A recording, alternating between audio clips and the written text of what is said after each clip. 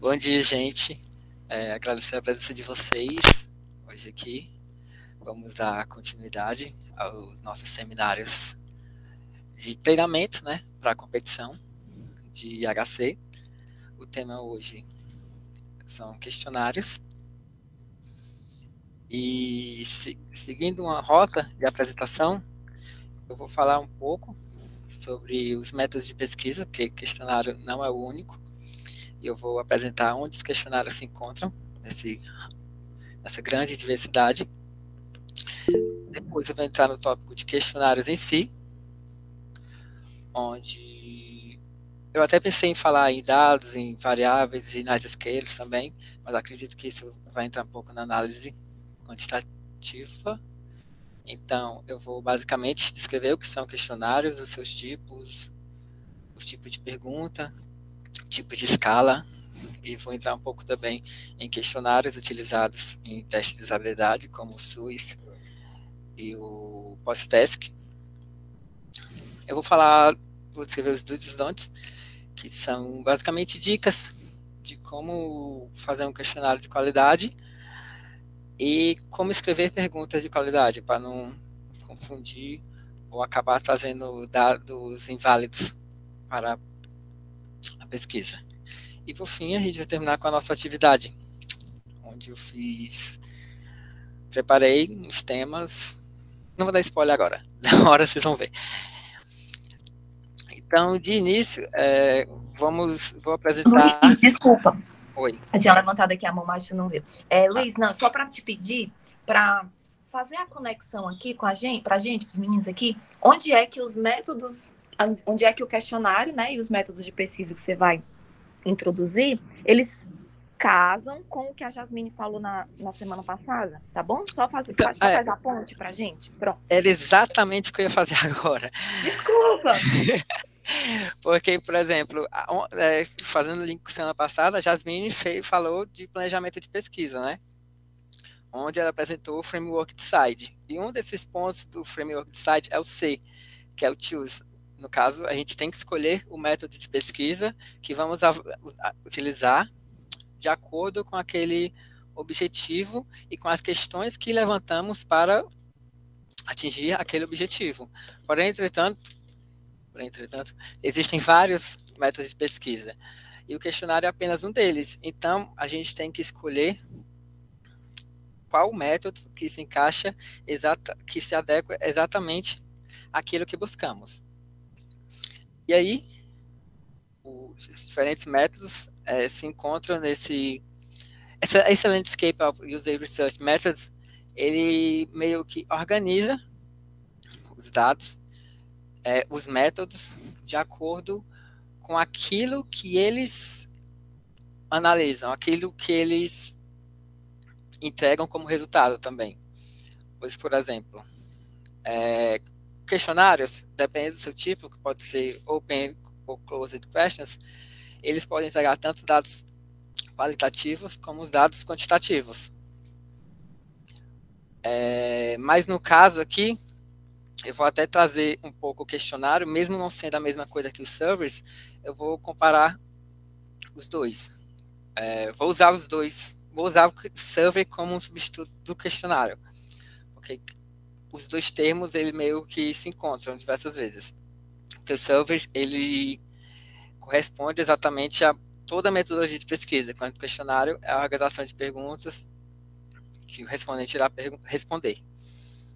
Então, um questionário fechado, ele apresenta dados quantitativos. Então, calma, esse Landscape User Research Methods, ele se apresenta em dois eixos, o eixo vertical e o eixo horizontal. O eixo horizontal, ele se inicia em dados, se você quer fazer a pesquisa e você quer obter dados qualitativos, e na direita são dados quantitativos. Quando você busca dados qualitativos, você busca a opinião, críticas, soluções, recomendações e expectativas dos usuários, porque são pesquisas na qual o usuário vai descrever aquilo. Já em dados quantitativos, você busca dados quantificáveis que posteriormente você pode analisar, até fazer uma diferença estatística entre eles. Já o eixo vertical é comportamental, é o comportamento, você analisa o comportamento e a atitude das pessoas, porque tem uma diferença. Eu até coloquei aqui na direita os eixos. O comportamento são como as pessoas agem, e necessariamente as pessoas agem de uma forma e não necessariamente as pessoas pensam ou reagem daquela forma. Por exemplo, quando você monta um questionário,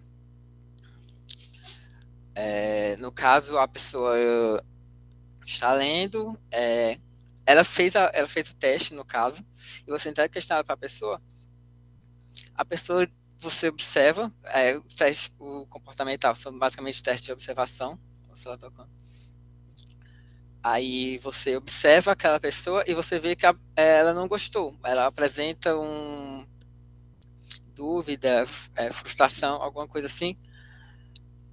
Porém, quando ela responde o questionário, ela vê que, tipo, ele teve trabalho em fazer essa aplicação, ele se empenhou isso, então não vou dizer para ele que isso daqui tá ruim, mesmo você observado que ela achou aquilo ruim.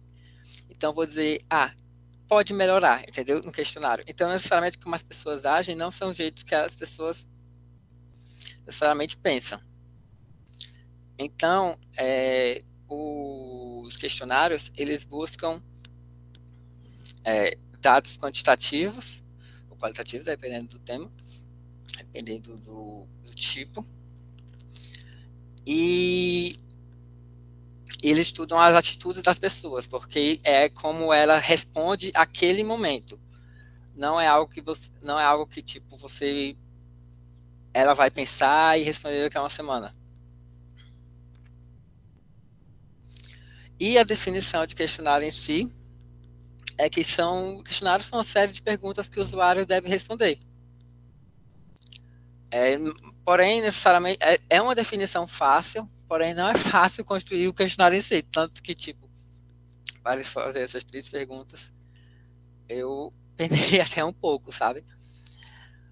Porém, o questionário ele é bem construído, ele apresenta diversas vantagens, como a facilidade, tanto uma facilidade para responder, como uma facilidade para você interpretar os dados, analisar os dados e até apresentar esses dados. O número de respondentes de um questionário é muito grande, pode ser grande, maior do que a entrevista, que você tem que ir de 1 a 1. Basicamente, você pode enviar o questionário por e-mail ou colocar no website, o que também garante um grande alcance geográfico, pois entrevista, enquanto você tem que marcar, ou então em certas pesquisas que você tem que fazer 1 a 1 pessoalmente, o questionário você pode enviar para e-mail para qualquer pessoa, basicamente, que tiver. Porém, se esses questionários não forem bem construídos, os dados deles não são dados são dados questionados. Eles são dados que podem não ser tão validados, pois a pessoa quando construiu aquele questionário, quando respondeu aquele questionário, ele pode não ter entendido a pergunta, ele pode ter se cansado durante o questionário e ter respondido qualquer coisa durante as outras. Então, se o questionário não for bem construído, ele pode apresentar dados que são inválidos. E os questionários, eles apresentam vantagens e desvantagens. As principais vantagens é que você tem uma alta quantidade de resposta com baixo custo em pouco tempo, pois você precisa basicamente montar um questionário e enviar para as pessoas. Elas não precisam de treinamento especial, nem equipamentos especiais, porque existem já ferramentas próprias que você pode montar o questionário. E não precisa de treinamento especial porque, diferente da entrevista, por exemplo, que o entrevistador ele precisa de um certo treinamento para saber como chegar nas pessoas, como perguntar e como reagir a resposta das pessoas, quem monta aquele questionário, ele não vai ter contato diretamente. Então, ele não precisa de todo esse treinamento. E ele é facilmente aprovado por ser uma técnica não intrusiva. Assim, contanto que tenha o termo de consentimento, você não precisa pedir dados pessoais, você não precisa fazer... É necessário que você não faça perguntas que constrangem os usuários. Então, é uma técnica que não vai invadir a privacidade deles. Porém, algumas desvantagens é que os dados não são tão profundos, principalmente se você faz um questionário apenas fechado. E aí, tipo, como você... já junto com o segundo ponto, que não é possível perguntar algo adicional, porque como você não tem acesso diretamente à pessoa que está respondendo, se você montar um questionário apenas que uma resposta vai ser sim ou não, que não é recomendado, você não vai ter o porquê que aquela pessoa acha aquilo. E se a pergunta for mal interpretada, pode garantir respostas inadequadas, como eu falei antes. Como, novamente, quem formula o questionário não vai ter acesso à pessoa que está respondendo, não vai poder tirar dúvidas. Então, é o que a pessoa interpretou daquilo que ela leu e é o que ela vai responder. Entramos no tipo de perguntas e questionários. Os questionários podem ser abertos, open-ended, ou fechados. Closed-ended, que aí são dados qualitativos ou quantitativos. Os questionários abertos, os open-ended, eles apresentam dados qualitativos que representam opiniões, críticas ou sugestões de quem está respondendo. As perguntas abertas, elas permitem a liberdade de resposta do usuário, pois geram uma flexibilidade para o usuário e não existe uma restrição do quanto ele pode responder. Esse estilo de pergunta, ele torna possível que o respondente revele opiniões ou fatos até então desconhecidos para o pesquisador. O que aí vai permitir, por exemplo, que o pesquisador ele tenha um maior conhecimento sobre quais os problemas daquela aplicação que ele vai ter que resolver, quais os tipos de solução que ele vai ter que dar, e também vai conhecer o usuário, ele vai conhecer para quem ele tem que corrigir aquela aplicação.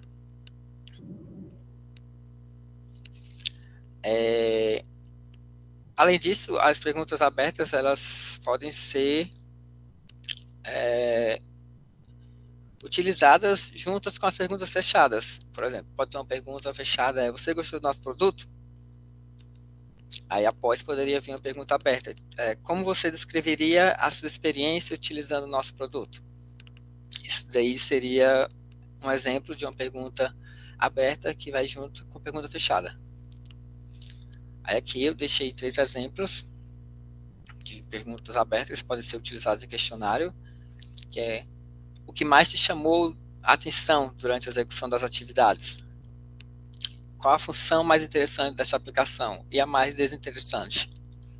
O que você recomenda de modificação para a aplicação em geral? Esses são estilos, são exemplos de perguntas abertas, onde o respondente vai poder escrever suas opiniões, críticas, sugestões num espaço ilimitado.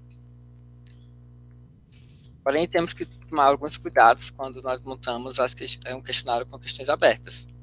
O primeiro é que questões abertas elas podem causar um certo desnivelamento da qualidade das respostas, pois, como eu já disse, cada um responde o que quer, entre aspas, que necessariamente tem que ser dentro do objetivo da pesquisa, e muitos podem acabar descrevendo muita coisa, enquanto os outros podem falar apenas sim, não gostei. Aí isso acaba fazendo esse desnivelamento. Deve-se ter cuidado na quantidade de perguntas abertas inseridas no questionário, até porque se o respondente tiver que escrever em toda a resposta, isso acaba tornando o questionário bastante cansativo. E aí, tipo, as perguntas finais, ele pode acabar escrevendo qualquer coisa. A escrita, e o terceiro ponto é que a escrita incorreta pode dar espaço para o respondente fornecer respostas que não ajudam ao objetivo central da pesquisa. E aqui eu trouxe até um exemplo, levando em consideração aqueles totens de pedido no McDonald's, por exemplo, você quer avaliar a funcionalidade e usabilidade dele. Se você coloca uma pergunta do tipo, por que você não utiliza o totem para realizar seus pedidos? Isso não está ligado diretamente ao que você quer descobrir. É uma pergunta muito aberta. Ele pode dizer, porque não gosto, ou porque, prefiro conversar na fila, coisas assim que não necessariamente ligadas ao seu objetivo de funcionalidade e usabilidade da aplicação. Você pode perguntar, um exemplo de uma pergunta boa, correta, quais as dificuldades que você encontra ao realizar as compras no totem. Aí sim, o respondente pode dar sua opinião sobre aspectos positivos ou aspectos negativos que ele encontrou lá durante a execução da tarefa. Luiz, posso fazer um parêntese? Pode sim, deve. Pronto, só essa questão do adequado, não adequado, só para frisar, o Luiz falou isso, mas só para frisar isso do que ele falou, isso vai depender muito de qual é o objetivo que você tem na sua avaliação, certo? Não necessariamente, em qualquer caso, a pergunta de por que você não utiliza o totem, ela é inadequada. Ela é inadequada se você estiver procurando, nesse contexto aí que ele falou, problemas de usabilidade, certo? Mas existem situações, principalmente quando você está considerando elementos mais amplos, mais abrangentes da experiência, que você quer sim saber o porquê e que o fato da pessoa querer conversar na fila é uma parte importante, porque isso não está dentro da interface do sistema, mas isso está no contexto de uso. E vocês vão lembrar que o contexto de uso é extremamente relevante para o que a gente quer pesquisar, né? Então, é claro que isso daqui vai depender muito. Vocês lembram quando a Jasmine falou na semana passada que a definição dos objetivos era o que indicava todo o resto. Uma vez que você define os objetivos lá no Decide, você vai saber tomar decisões de por que isso por que a gente faz isso, por que a gente não faz isso. Então, essas duas perguntas aqui, elas caíram exatamente nisso.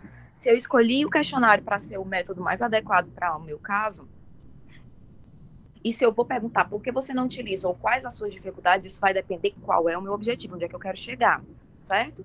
E uma outra ressalva aqui é que todas essas duas perguntas aqui, no caso de um questionário especificamente, elas só seriam perguntas adequadas uma vez que você já estabeleceu que a pessoa não utiliza o totem, ou seja, você fez uma pergunta antes e perguntou, você utiliza o totem? E a pessoa falou, não. Aí você pode fazer essa pergunta. A mesma coisa para a dificuldade. Você encontra dificuldade? Se a pessoa respondeu sim, aí você pergunta quais, certo? Porque o Luiz vai mostrar isso quando ele falar das perguntas quantitativas, mas eu achei importante fazer essa ressalva agora, porque você tem que tomar bastante cuidado nas perguntas abertas, o que ele estava falando, de que a forma como você escreve pode levar a pessoa a ter uma determinada interpretação ou outra. E se você só coloca essas duas perguntas aqui do jeito que elas estão, você está assumindo que a pessoa tem dificuldade e que a pessoa não utiliza. Quero dizer, se você não perguntou isso antes, certo? Então, é isso que ele estava falando sobre essa questão de tomar cuidado com o que escrever, com a forma de colocar as perguntas, e é só esse parêntese aí com relação ao objetivo. Obrigada, Luiz. Nada. Sinta-se à vontade quando quiser. Então, aí, em seguida, depois das perguntas abertas, temos as perguntas fechadas, que apresentam um conjunto pré-definido de respostas, entre as quais o respondente deve selecionar. As perguntas fechadas, elas garantem o preenchimento rápido e de fácil análise, onde você pode gerar gráficos, tabelas, ou até fazer uma análise estatística para variar uma diferença significativa entre as respostas dadas. Porque esse estilo de pergunta é de tipo quantitativo, porque elas geram dados quantificáveis, o que vai garantir esse gráfico, tabela, etc. As perguntas fechadas, não está escrito aí, mas elas seguem uma ordem lógica que vai permitir uma melhor comparação entre as respostas. As perguntas fechadas, elas podem ser sem escala e com escala. As perguntas sem escala oferecem alternativas que não seguem a ordem lógica, no caso. As que seguem a ordem lógica são as com escala, que eu me enganei anteriormente. As perguntas sem escala, elas são muito boas para você obter informações demográficas e sociais, como, por exemplo, perguntar a região da pessoa, perguntar, por exemplo, o totem lá. Por exemplo, se você vai no McDonald's e faz seu pedido, aí seria interessante, pode ser interessante, dependendo do objetivo, perguntar qual horário que a pessoa utiliza aquele totem. Aí você coloca manhã, tarde e noite, então até meio-dia, até as 6, até após as 6. Ou até aqui, como esse exemplo que eu dei, pode ser utilizado até no totem também. Com que frequência você costuma comprar pela aplicação? No caso aí, a gente já está assumindo que ela faz a compra pelo totem. E as opções seriam diariamente, de 4 a 7 dias, semanalmente, mensalmente, ou não comprei no último mês. Pronto, só desculpa. Nesse caso aqui, já é diferente, né? Como ele está dando para a pessoa a opção claramente de dizer não comprei, então ele não está necessariamente, ele não está assumindo que a pessoa compra, certo? Aqui é diferente. Porque lá na outra, como ele coloca uma questão aberta, na forma como você está perguntando ali, vai induzir a pessoa a ir num determinado caminho de resposta. Mas aqui, como a pessoa vai ler a sua pergunta, claro, você também tem que tomar cuidado na forma de perguntar isso daqui, certo? Não é que nas questões fechadas você pode induzir a pessoa, não. Mas é que nesse caso aqui você pergunta com que frequência, é uma pergunta neutra. Então, com que frequência você faz? 0 a 10, sei lá. Não faço ou faço todo dia. Então, com que frequência é uma pergunta que você dá, com que frequência, quantas vezes. Todas essas perguntas assim que você vai permitir que a pessoa quantifique algo, por isso que essas perguntas aqui são as perguntas fechadas, né? Elas sempre são relacionadas a alguma coisa quantificável. Se você vai permitir que a pessoa quantifique algo, você sempre está dando a opção dela dizer nunca. Então, você sempre tem que colocar essa opção aí, como o Luiz colocou aqui embaixo, porque aí você evita dizer, levar ela por um caminho de, eu não faço muito não, mas como não tem essa opção, certo? Então, veja que é diferente de quando você faz a pergunta aberta, mesmo que ela fosse da mesma forma. Obrigada. Então, passando, após as perguntas sem escala, nós temos as perguntas com escala, que elas seguem uma ordem lógica e permitem analisar e comparar as respostas dos usuários com mais facilidade. Aí dentro dessas perguntas com escala, nós temos 2 tipos bastante utilizados, que é a escala Likert e a escala de diferencial semântico. Peço desculpas em alguns momentos da apresentação que não vai ter certos acentos, porque o meu teclado desconfigurou.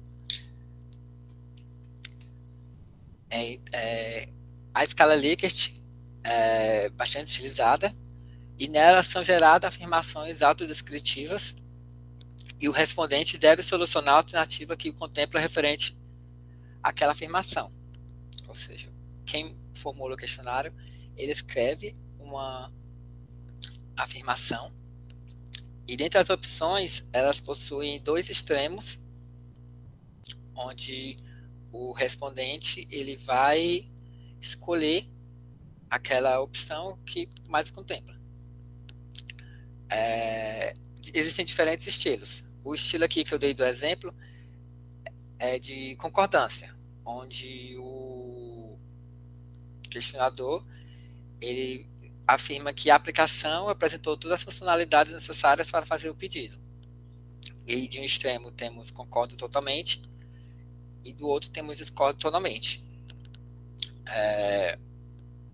Essa escala ela apresenta números ímpares porque tem a opção neutra, né? Que no caso não concordo nem discordo. Aí tem 5 opções, mas poderia ser 7 ou até 9. Mais ficaria de muitas alternativas. Porém, não necessariamente precisa ser apenas de concordância, de concordo ou discordo. Pode ser de avaliação, onde os extremos são excelente ou ruim. Pode ser de frequência, onde é muito pode ser onde os extremos são muito frequentes ou nunca. De importância, onde é muito importante até não é importante. E de satisfação, onde é de muito satisfeito até muito insatisfeito. Já na escala de diferencial semântico, ela oferece alternativas formadas por adjetivos totalmente opostos e contrários sobre um item particular. Ou seja, você pega um adjetivo e o extremo daquele outro adjetivo é o extremo desse adjetivo é o extremo da resposta. Por exemplo, sobre a aplicação do totem, você pode usar essa escala sobre que a pessoa vai responder sobre ele, onde um extremo você achou sério ou divertido, simples ou complexo, claro a confuso, clássico a moderno.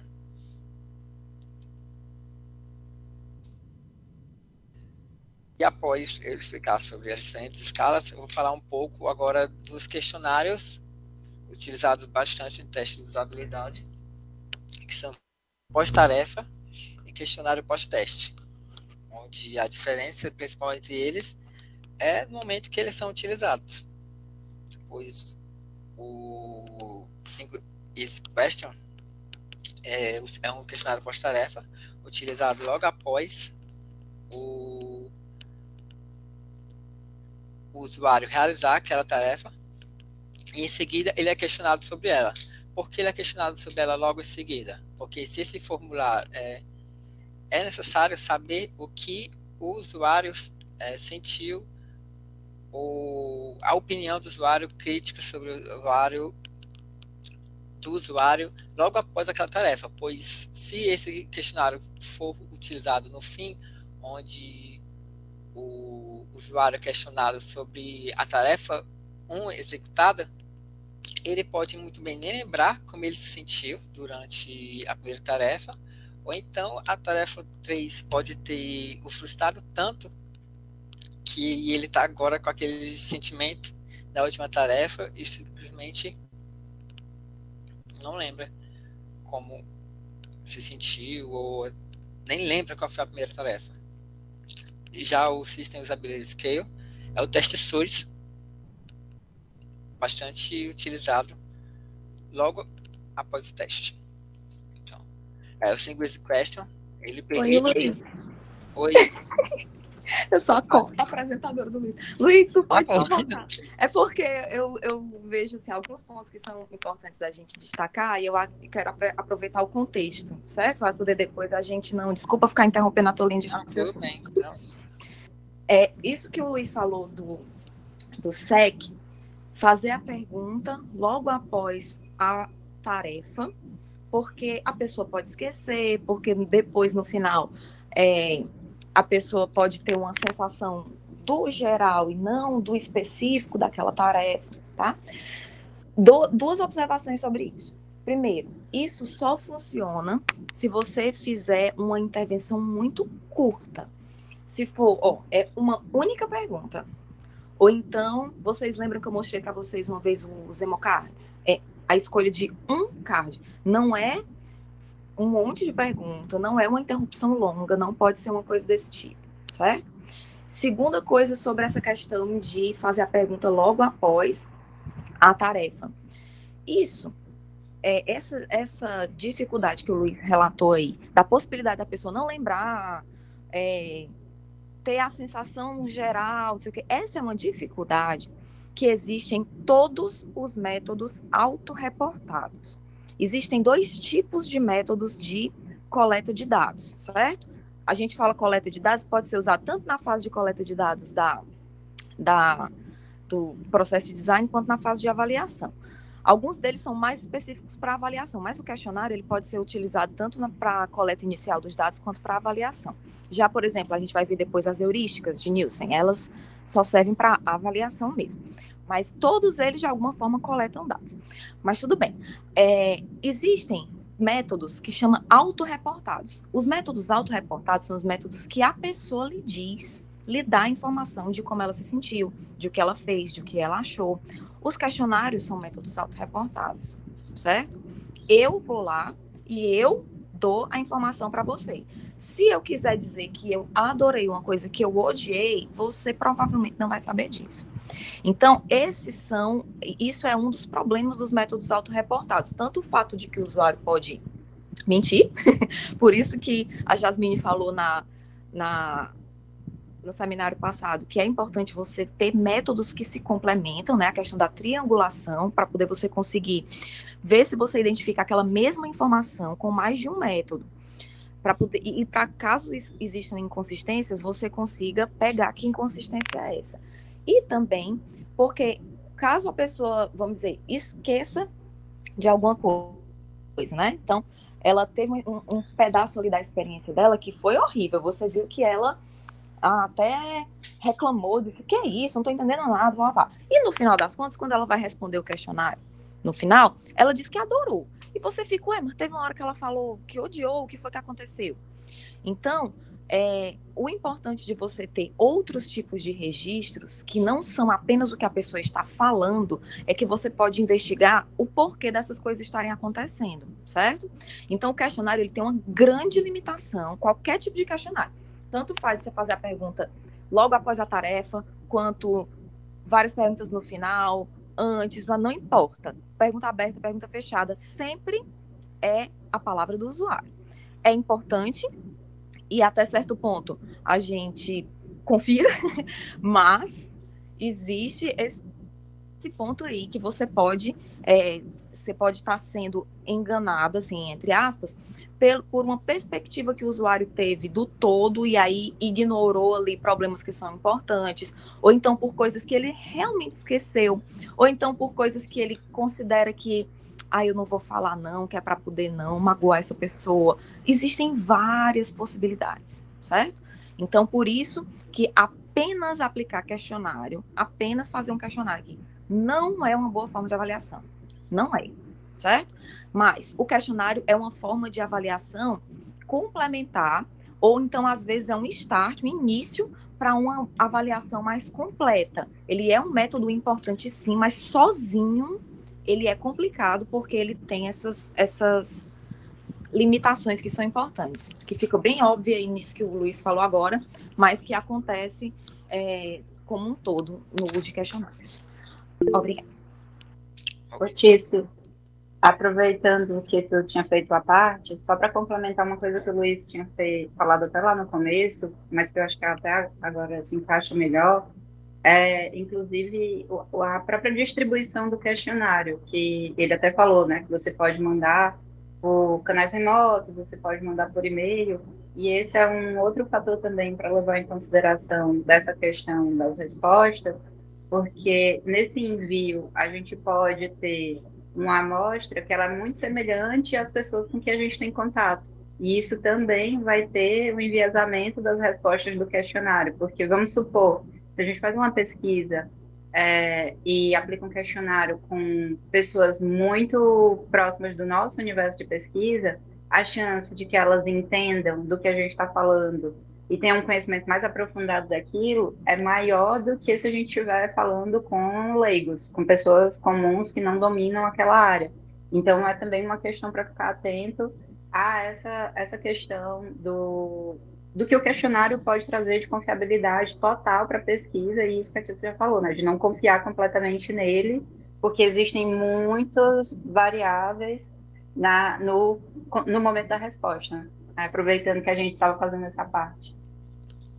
Perfeito, Jorge. E isso é um problema que na competição de avaliação, trazendo para o nosso contexto, a gente tem que tomar bastante cuidado. Não é uma questão só do questionário, inclusive, isso, tá?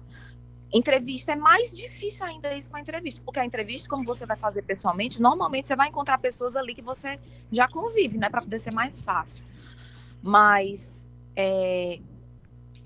isso é um problema porque se a gente vai fazer na competição um método em que a gente avaliou apenas com as pessoas do nosso convívio, as pessoas próximas, a possibilidade de aqueles resultados serem generalizáveis para outras pessoas em outros contextos, ou seja, uma outra população, é bem pequena. Então, isso diminui a qualidade do impacto dos resultados da nossa avaliação. Então, por isso que quando eu falei para vocês, né, na nossa primeira reunião, que a gente tinha que ir até onde estava o público real. A dificuldade que a gente tem com essa avaliação, sempre com essa competição de avaliação, é sempre essa, é que se a gente tem condições de pegar um público que usa aquilo no dia a dia e que não são pessoas que nós conhecemos, pronto. Isso é muito melhor na qualidade dos dados. Por que a gente teve problema com aquela competição que eu falei para vocês, que precisava de uma avaliação que fosse feita ao longo do tempo? Várias coletas com as mesmas pessoas, porque a gente precisava disso aqui, ó, que eles respondessem questionários ao longo do tempo e que fossem as mesmas pessoas respondendo o questionário, vamos dizer, toda semana, para poder a gente acompanhar a motivação, o uso, e as pessoas não fazem isso. É muito difícil engajar pessoas em um estudo desse tipo. E era com questionário, que é a coisa mais, assim, fácil, né? O método mais simples de você conseguir engajar as pessoas é o questionário. Então esses fatores aí todos precisam ser levados em consideração. Mas tá, já divergi muito. Obrigada. Tudo bem. Como a Tícia disse, os questionários pós-testes, eles pós-tarefa, eles precisam ser curtos para interferir, tanto para captar esse lance que precisa ser urgente, e também para interferir o menor possível com o flow do teste. Esse tipo de questionário ele permite que você compare quais partes da interface as tarefas são percebidas como mais problemáticas, pois você coleta esse dado após cada etapa. E como a tarefa em si acabou de ser concluída, ela está fresca na mente do participante. E aí ela pode ser mais clara para prever para descrever como foi essa experiência sem ter outras tarefas mais à frente que, tipo, afetem sua opinião ou sua lembrança de como ela se sentiu durante a tarefa. Então, aqui tem uns exemplos de perguntas, mas pode até, como a Tícia sugeriu, substituir por um emocard, pois é até mais rápido, depois você escolhe a emoção de como você se sentiu.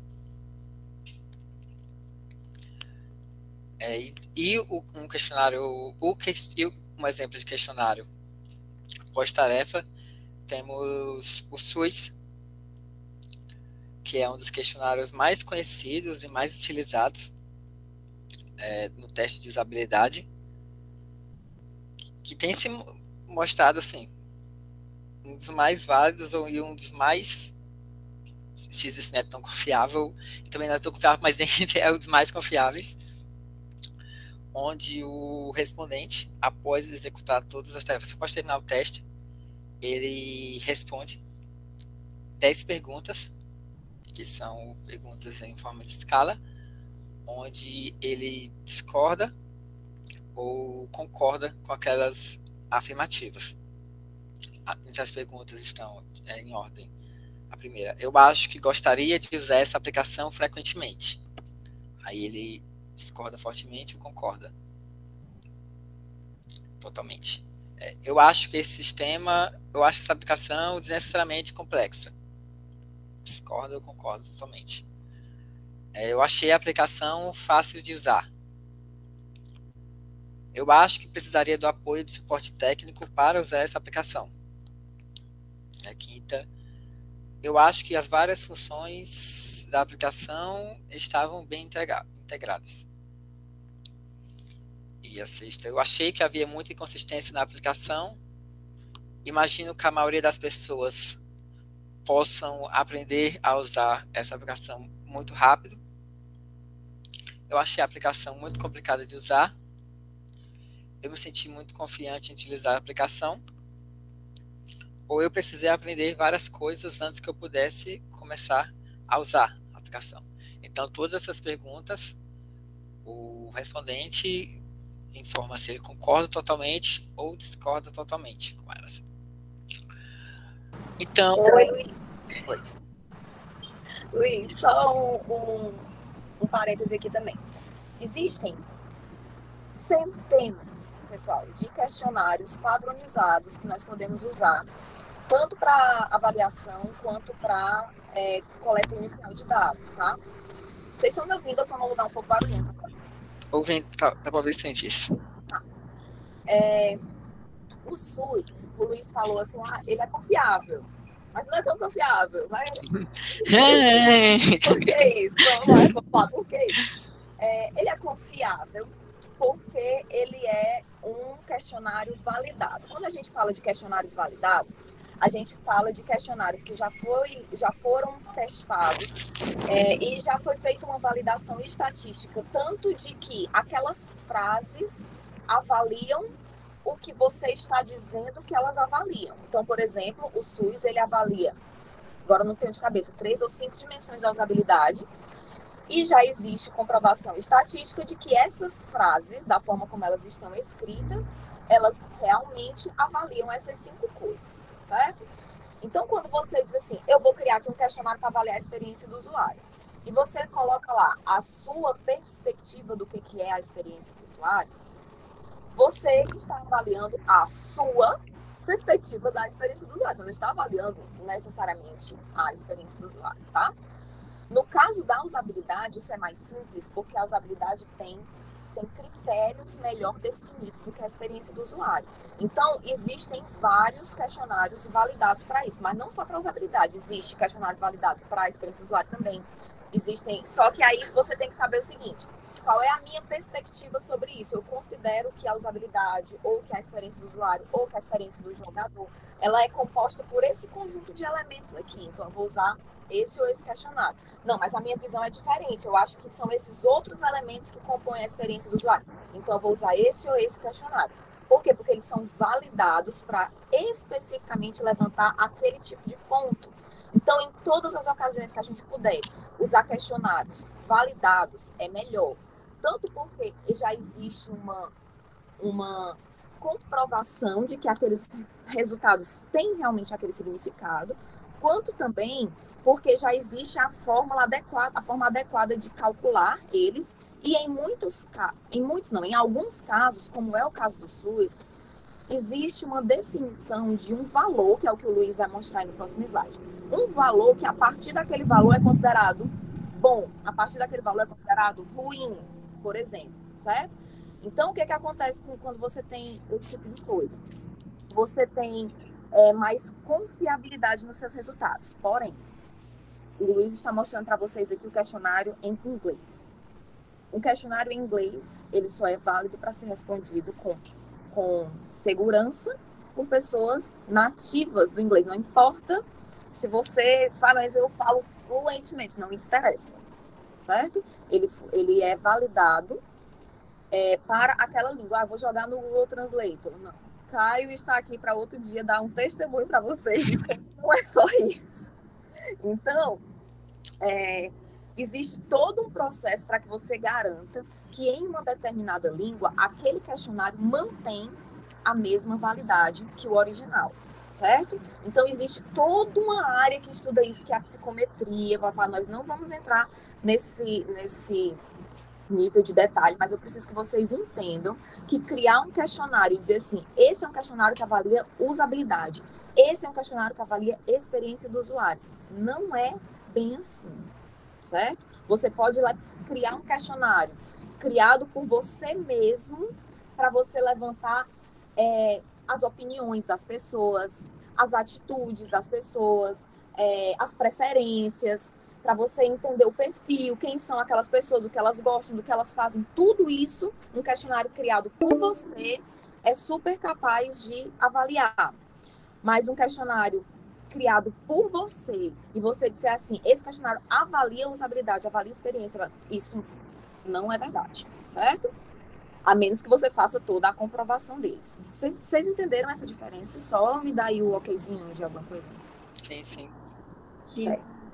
Então, Luiz, aqui tem um negócio dizendo que a chamada vai encerrar em 10 minutos.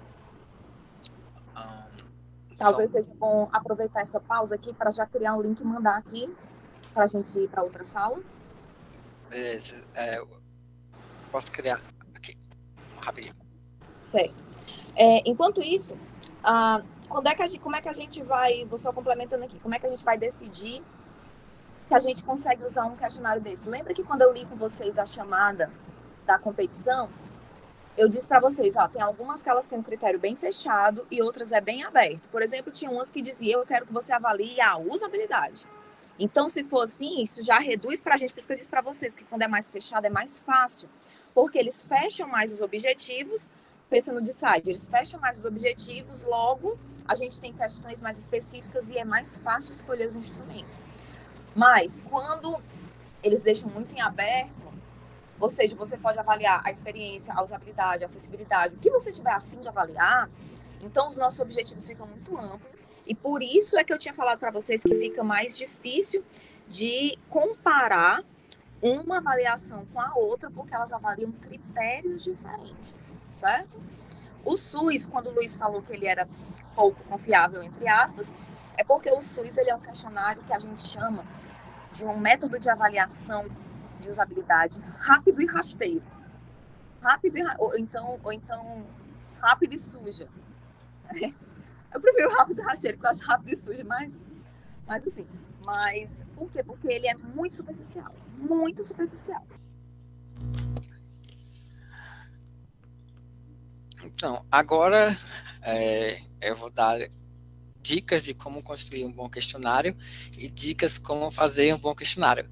Se em algum momento, Tice, se você achar que cometi algum erro ou quiser falar alguma coisa, sinta-se livre de interromper em qualquer momento, tá? Alguma correção ou algum apontamento. Jorge também.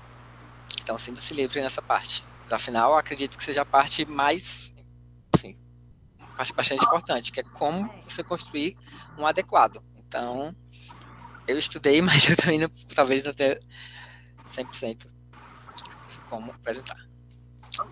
Então, os primeiros pontos de atenção é que as perguntas de um questionário devem ser bem escritas, imparciais, claras e objetivas. Isso com a objetividade de não gerar dúvidas nem enviesamento em algo que deixe aquela resposta, aquele dado inválido. O respondente precisa entender claramente as perguntas do questionário. E a ordem das perguntas deve ser pensada também de forma cuidadosa. Pois, por exemplo, é interessante que essas perguntas elas estejam categorizadas em setores, ou então que uma pergunta também não influencie a outra, como até a Tice falou do exemplo lá do Totem, que aquela pergunta já estava assumindo que ele não utilizava. Então, é necessário, por exemplo, primeiro perguntar se utiliza ou não, para depois perguntar por quê. Evite perguntas longas, pois aí o respondente já pode se cansar durante a pergunta ou nem entender qual é o objetivo da pergunta. E evite questionários longos, pois aí ele pode se cansar acabar nem terminando de responder, ou então respondendo bem qualquer coisa às outras perguntas. E claro, o principal sempre esteja focado no objetivo da pesquisa. Por exemplo, se você faz uma pesquisa referente à funcionalidade do aplicativo de mobilidade Moovit, uma pergunta como, por exemplo, qual o ônibus que você costuma pegar, necessariamente não seja pertinente para você investigar a funcionalidade dele. Já, tipo, por exemplo, para construir o perfil da pessoa que utiliza o aplicativo, uma pergunta como com que frequência você utiliza esse aplicativo, se seria diariamente, semanalmente, mensalmente, ou não utiliza, seria interessante para construir o perfil do usuário. Passando devagarzinho, achando que a Tícia fala alguma coisa. Passa. Evite perguntas que possam irritar os respondentes ou invadir sua privacidade. Por exemplo, nem todo mundo gosta de responder qual a idade. E perguntas como o CPF, totalmente acredito que seja desnecessária para o objetivo de uma pesquisa de funcionalidade de aplicativo. Por exemplo. Vocês têm que pensar o seguinte: eu realmente preciso saber dessa informação. Pois é. Para todas as coisas que você vai colocar no questionário, todas as perguntas, se pergunte isso: eu realmente preciso saber disso? E aproveitando, ok, preciso saber disso, mas a informação que eu vou obter disso daqui é exatamente a informação que eu quero, certo? Porque às vezes você pode deixar de perguntar alguma coisa que seria sim importante para, por exemplo, você conseguir categorizar o perfil das pessoas, porque você pensa assim, para eu descobrir se tem problema de usabilidade, eu não preciso saber a faixa etária da pessoa, de fato, mas você precisa saber quem são aquelas pessoas. A gente sempre precisa entender as pessoas e o contexto antes da gente entender o sistema. Sempre tenham isso em mente. A gente precisa entender as pessoas e o contexto antes de qualquer coisa. Então, para você entender aquelas pessoas, que perguntas você precisa fazer? Isso serve para isso e serve para entrevista também. Então, eu preciso saber o CPF das pessoas. É uma coisa que você nunca precisa saber no questionário. Já vou dizer de cara, você nunca precisa saber o nome dela. Nunca. Não tem nenhuma situação em que você precisa saber o nome dessa pessoa, certo? Inclusive, o nome das pessoas é uma coisa que, para manter o anonimato, que é uma coisa que está bem relacionada com as questões éticas, né, da pesquisa, você nem deve pedir. Claro que você estiver falando numa entrevista, você vai pedir porque você vai se dirigir à pessoa com o nome dela. Mas não é um registro que você deve manter, certo? Você deve manter os dados daquela pessoa anonimizados. Então, não tem nenhum motivo. Quando a pessoa... Toda vez que me manda um questionário para responder por e-mail, eu respondo, sempre respondo. Mas quando eu abro o questionário e tem lá, qual o seu nome? Tá aí uma coisa que me faz sair do questionário. Senão, não vale esse questionário, não vale meu tempo. Então... pensem sempre nisso, eu preciso saber disso e a forma como eu estou perguntando isso vai me dar a resposta que eu preciso, certo? Eu tinha erguido a mão só para colocar um adendo nisso, que claro que existem a maioria das situações você não vai precisar, mas se por acaso você precisar, é importante também que vocês estejam familiarizados que hoje em dia, com a LGPD, vocês, além do termo de consentimento da pessoa de participar na pesquisa, você tem que ter um disclaimer informando como é que aqueles dados vão ser armazenados, qual é o tempo que você vai estocar aqueles dados, enfim. Então, é mais um motivo para vocês pensarem bem se vocês precisam solicitar aquela informação e de que forma vocês vão fazer essa governança dos dados, porque...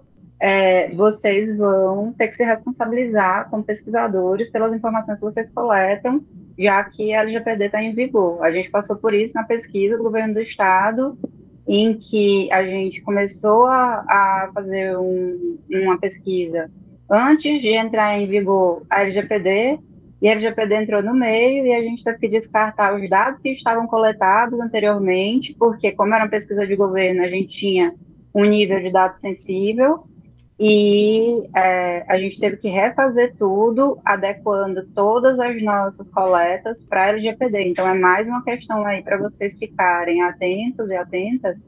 Se vocês forem, por acaso, coletar algum tipo de dado, ver como é que se enquadra essa custódia, tá, gente? Aproveitando aí o disclaimer da TIS. Uma coisa que a gente pode lembrar, depois, alguém lembrar a gente, quando sair o tema, alguém pode me dizer quem pode ficar responsável por isso? Quando sair o tema, a gente analisar se a gente precisa disso ou não. Mas o David pode dar para a gente um cursozinho rápido sobre essa questão da coleta de dados e uso da LGPD. Ele fez um curso muito bacana e a gente até tinha feito um termo de consentimento, um modelo de coleta de dados, de acordo com os elementos da LGPD, né? Porque, por exemplo, existe até uma coisa seguinte: se eu participei da pesquisa e daqui a 2 anos eu chego para vocês assim, eu quero que apague meus dados. Onde é que está esses dados? Como é que você vai garantir que apagou de todos os lugares? E como é que você vai me mostrar isso? Certo? Então, tudo isso são coisas... E é coisa séria, né? Aí, então, assim, eu tenho também uma colega, Tícia, do governo, a Mari, que é esqueci o nome dela, mas ela é a nossa advogada master da parte de dados, direito de dados. E aí a gente pode combinar também, se for o caso, de falar com a Mari, ela e o David vão ser maravilhosos, porque esse assunto, assim, as pessoas não estão prestando atenção, mas é um negócio que mais para frente pode dar um chabu doido. Sim, sim. E aí, agora assim, a gente vê dependendo do tema, porque assim, a gente não precisa de mais complexidade do que a gente já vai ter, né? Se a gente tiver um tema que a gente tenha necessidade de tratar com dados sensíveis, aí a gente necessariamente vai precisar ver isso. Mas é uma coisa muito importante você pensar mesmo.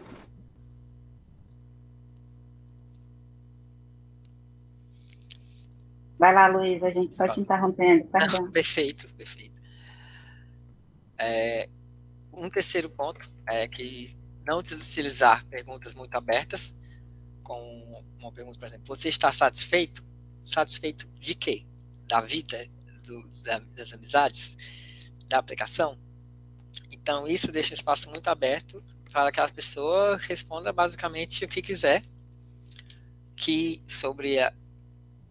de acordo com a pergunta, pode ser uma resposta que fuja totalmente do objetivo da pesquisa, que não tenha nada a ver.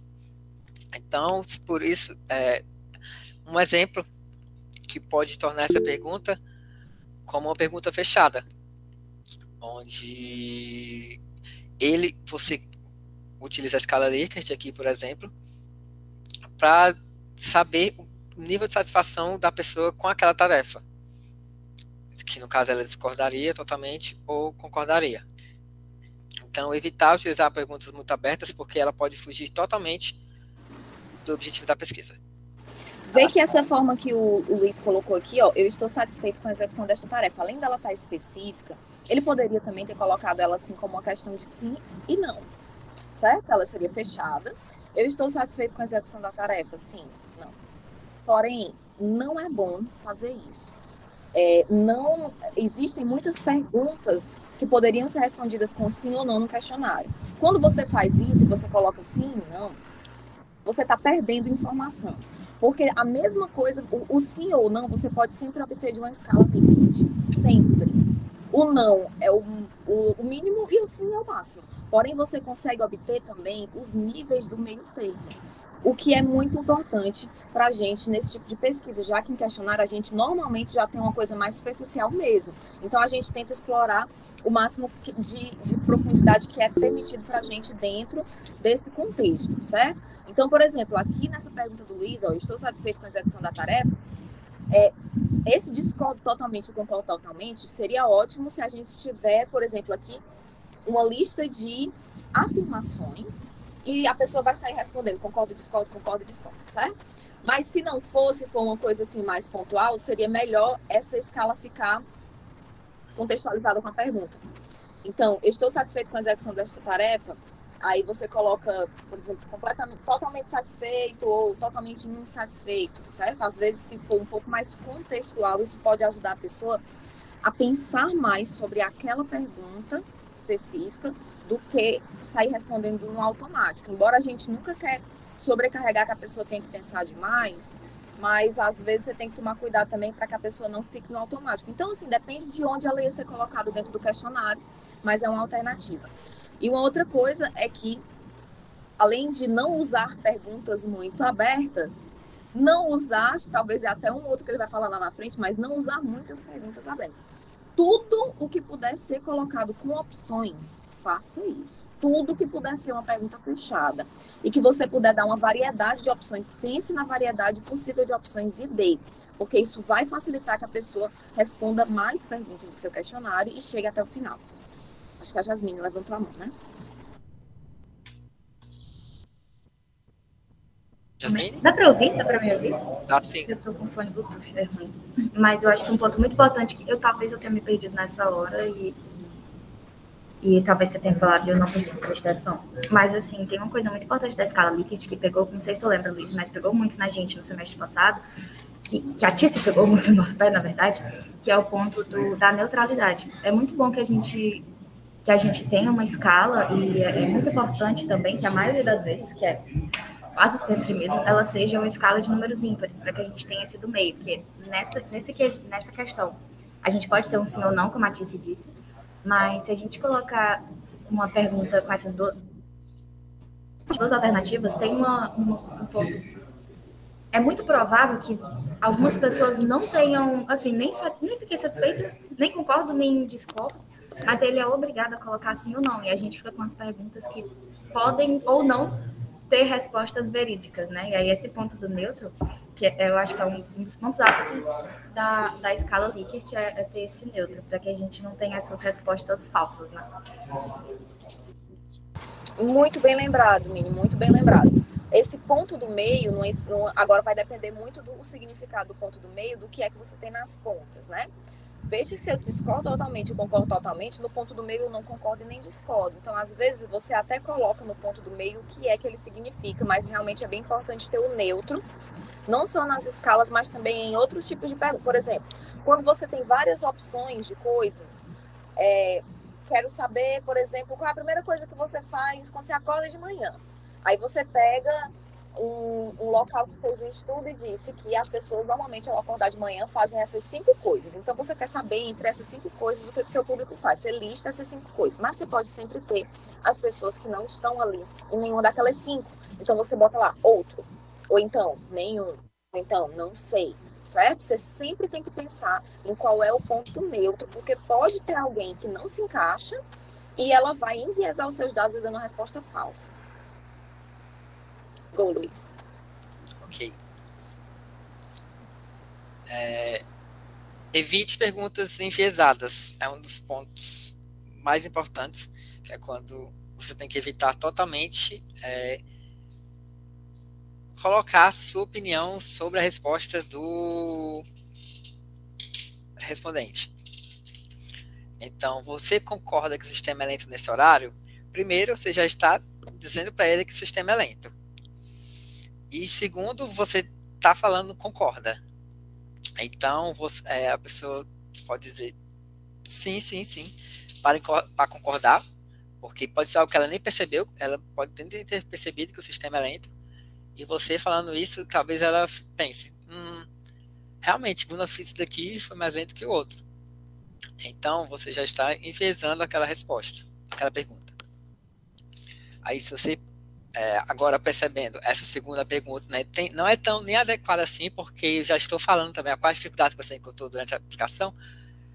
Ela pode falar, pode dizer se é lenta ou não é lenta, mas aí eu já estou também colocando, me corrigindo, que o sistema possui alguma dificuldade, né, Tice?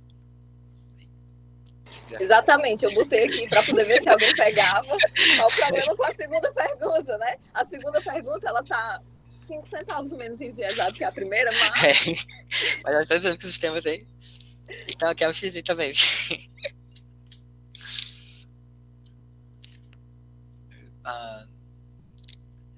Escreva perguntas que seja possível obter o máximo de informação, como a Tice disse.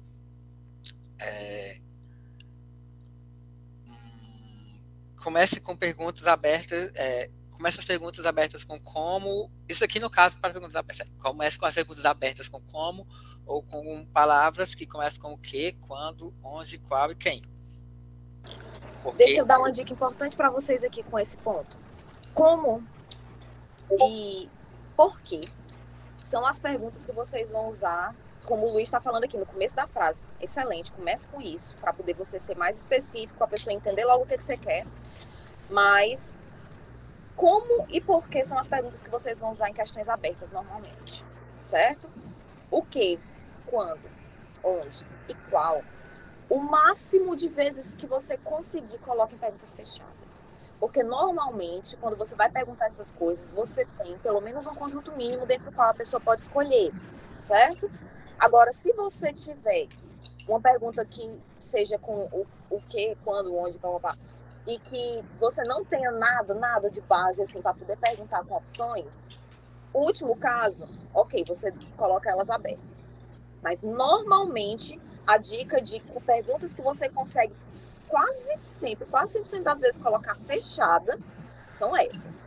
O que, quando, onde, qual e quem. Como e por que são as abertas.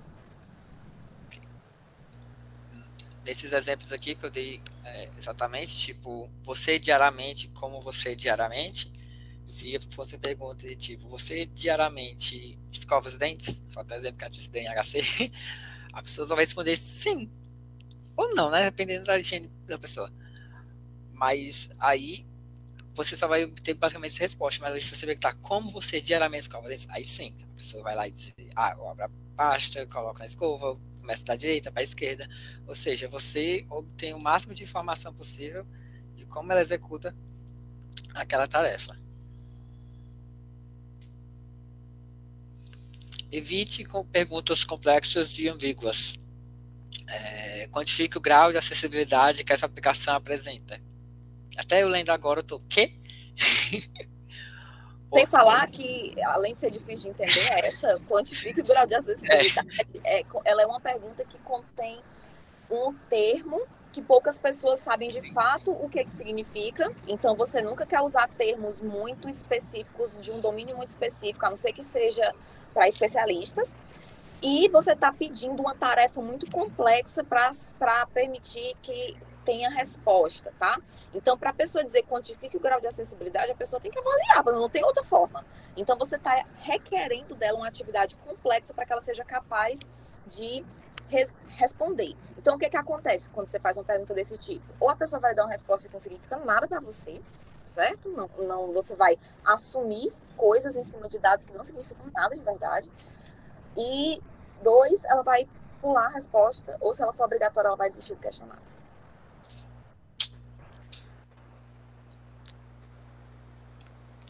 Cuidado com perguntas de simples ou múltipla escolha. Você tem que escolher... esqueci o nome agora. Mas a caixinha, se você pode escolher mais de uma opção, tomar cuidado com isso. Ou apenas uma opção. Porque aí, quando a pessoa responde o questionário, a pessoa, por exemplo, quer sair marcando. Aí, numa pergunta de qual meio de transporte você preferencialmente utiliza, quando você preferencialmente utiliza, você dá a opção da pessoa escolher, você tem que dar a opção da pessoa escolher apenas uma alternativa. O que você prefere ir? Aí, quando você coloca a caixinha de uma forma que a pessoa pode escolher mais de uma, se a pessoa não tiver prestado atenção, ela vai sinceramente sair marcando e basicamente você perdeu os dados daquela pergunta e o questionário já está comprometido. Isso, olha só, na primeira, para quem não sabe, essas caixinhas quadradinhas, que é o checkbox, quer dizer que você pode marcar vários. Esqueci do nome. Pode marcar vários ao mesmo tempo. Então, se eu pergunto qual é o preferencial e eu vou lá e marco a pé, bicicleta e ônibus, você não sabe qual é o meu preferencial. É isso que o Luiz está explicando, né? E tá aí o outro, que eu falei para vocês, Tá vendo, qual? Você tem opções. Você dá opções, mas você não está esgotando todas as opções, então você bota o outro. E quando a gente tem o radio button, que é esse redondinho, a gente só pode escolher uma. Então, primeiro que a pergunta já está no plural, então já está... Se você perguntou no plural, você não pode deixar a pessoa responder só uma opção, certo? Agora, quais são os acompanhamentos que você geralmente seleciona? Refrigerante, batata frita, casquinha, sanduíche, salada. Outro, ou nenhum. Ou então eu poderia, aqui era importante de eu ter assim, não escolho acompanhamentos, certo? Agora, se tem uma opção no Google Forms, por exemplo, porque nesse caso aqui, ela seria uma questão aberta, né? Aberta não, desculpa. Com o check, então você pode selecionar vários. Qual é a questão que você tem que tomar cuidado aqui? Se eu boto para a pessoa selecionar vários, a pessoa seleciona vários, inclusive o nenhum, inclusive a opção que nega as outras, então você vai ter uma inconsistência naqueles dados. Então você tem que tomar cuidado com isso. Então, quando você for colocar nenhuma dessas opções, alguma coisa que está relacionada a nenhuma dessas opções, você marca a opçãozinha que tem lá, que se a pessoa marcar essa, ela não pode escolher nenhuma das outras. Eu acho que no Forms tem isso, no Qualtrics que tem isso. Depende da plataforma, algumas tem, outras não tem. Essa opção. Ou então você constrói a pergunta de uma forma que você não tenha necessidade de a pessoa colocar o nenhum, nessas que você pode escolher vários, certo? Não precisa, na verdade. Go, Luiz. E utilize plataformas já existentes de questionários, porque até para você conseguir uma agilidade no seu processo de coleta de dados. Assim, não perder tempo criando uma plataforma para você fazer seu questionário, sendo que já existem plataformas boas o suficiente para coletar esses dados. Que no caso aí temos o Google Forms, que acredito que seja o mais utilizado. Todo questionário que eu recebo é de Google Forms.